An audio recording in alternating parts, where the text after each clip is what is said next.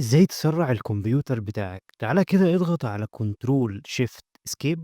هيفتح معاك الTask Manager بالشكل ده، بعد كده تعالَ عند Performance وتعالَ عند Memory هيبدأ يظهر معاك هنا حاجة عند الكاش 6.5 جيجا زي ما إحنا شايفين قدامنا، ده طبعًا أو معظم الملفات اللي هنا دي بتبقى مؤقتة فبتتقِّل معاك من سرعة الجهاز الكمبيوتر بتاعك، كل ما الرقم ده يقل كل ما الجهاز بيبقى أسرع. فإزاي إن أنت تمسح الملفات المؤقتة وتبدأ إن أنت تقلل الرقم اللي موجود قدامنا ده. أول حاجة تعملها هتيجي عند جوجل بالشكل ده وهتبدأ تكتب في البحث رام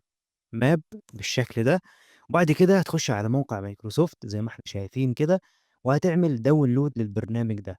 هيظهر معاك بالشكل اللي إحنا شايفينه ده، هنيجي نعمل هنا بقى إيه استخراج للملف بالشكل ده كليك يمين، وهنيجي عند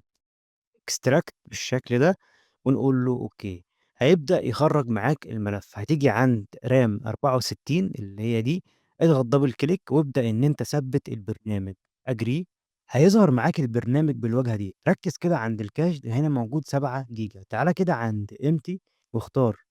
empty standby list اضغط عليها ضغطة، بُص كده لو لاحظت هتلاقي الكاش ده عندك بدأ يقل وينزل تحت في الميجات زي ما إحنا شايفين قدامنا، وطبعًا هتلاحظ فرق في الكمبيوتر كل ما الكاش ده بيقل معاك.